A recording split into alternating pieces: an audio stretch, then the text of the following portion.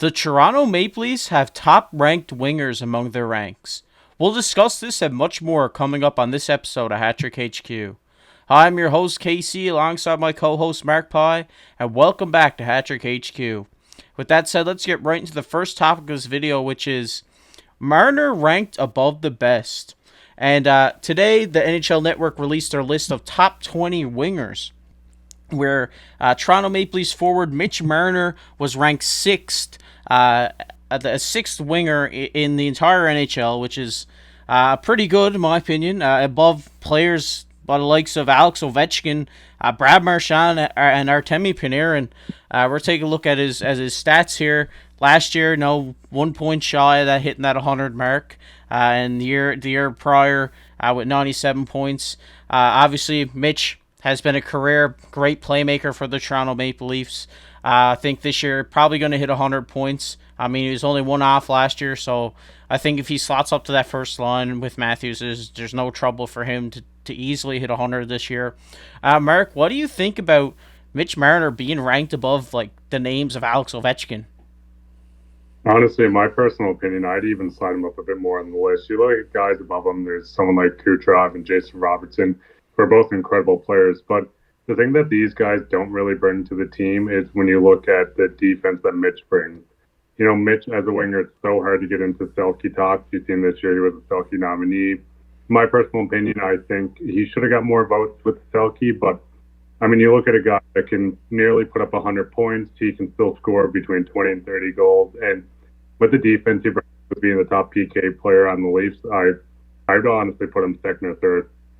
Yeah, it is great to see him up there so high, but like you said, I think he's the top five winger in the league, in my opinion. I think, obviously Jason Robertson had a great year last year, but Mitch has proven to be a great winger in the league for a couple seasons now, and I think he deserves to have that top five ranking.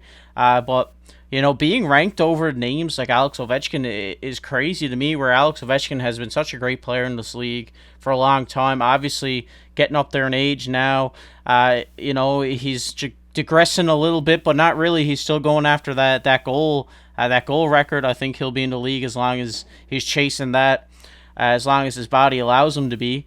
But like, Mark, do you think that Mitch Marner is a better player than Alexander Ovechkin right now? See, it's a situation that's kind of hard. You have a guy like Ovi that's a guy that can put up 50 goals, 60 goals. He's, in my opinion, the best goal scorer of all time. But when you look at Mitch, especially in the game now with the speed and the versatility, it's like you got a guy that can be your best producer on a team. You've seen the Sheldon Keefe was put him on lines with other players to kind of jumpstart them when they're in a bit of a slump. And like I said, you have a guy that can be your top PK guy. He goes there and he kills penalties. He's great in both zones. And it's a situation where it's so hard to compare some of these guys, but I'd almost put Mitch at the top of the list.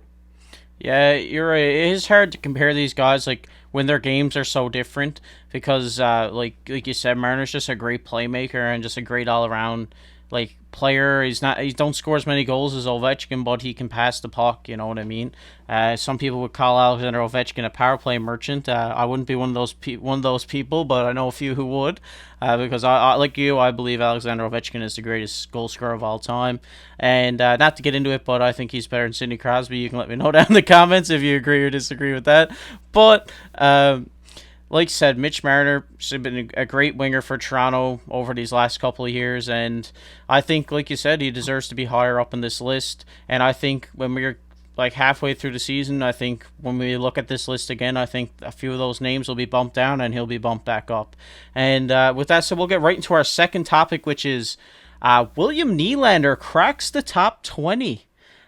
So we take a look here. William Nylander actually enters the list at number 12 here on the NHL Network's top 20 wingers, which is very interesting for me to see him up there among the names of Brady Tkachuk, Kyle Connor, Steven Stamkos, Johnny Gaudreau, just to name a few.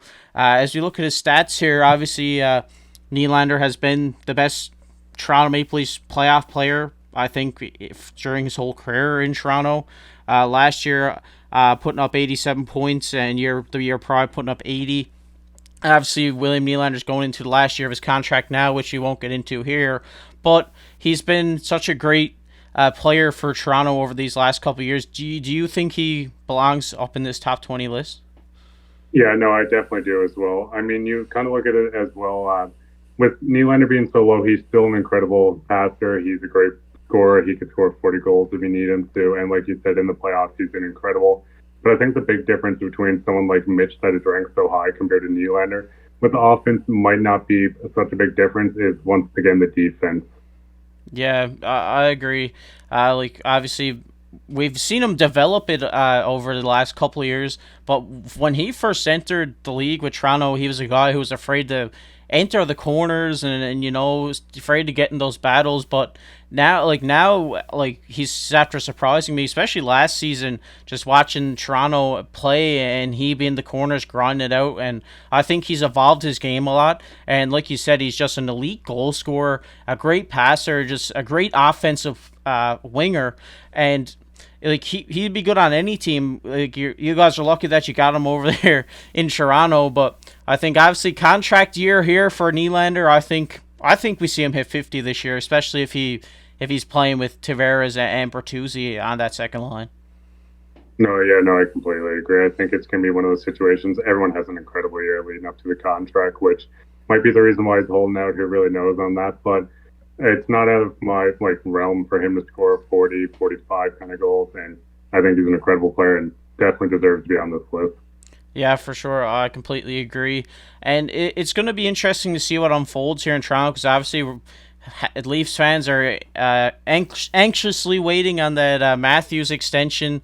So we'll have to see what their whole cap situation is. But most likely they won't be able to get Nylander back, which sucks because I think they need Nylander to win a cup. I think if they're going to win a cup, I think it's going to be this year because he's you see all these other guys kind of go quiet in the playoffs, which is really weird because they play so well in the regular season that when the playoffs come around, it just seems like they don't have that clutch gene in them. But William Nylander does. I'm calling him now. Mitch Marner, Selke winner, 110 points. He's going to be number one on the list next year when they rank. Well, that's a pretty hot take, but I wouldn't be able to disagree with you. I think he definitely hits 100 this year. I don't know if he hits 110, but if he's playing with Matthews and Matthews is on a contract year as well, I think if he's out there with him, I think Matthews. Like I said before on this channel, I think we probably see him go for 60 goals this year. I think if he has Marner up there with him, he's definitely going to hit 50 or he's going to be getting close to 60 by the end of the season. Obviously, if he stays healthy and all that stuff, but we'd like to hear what your guys' thoughts are on this down in the comics section below. Do you think Marner deserves to be higher? Do you think Nylander deserves to be lower? Or do you think he deserves to be up there above some of the other names we mentioned, like Steven Stamkos and them?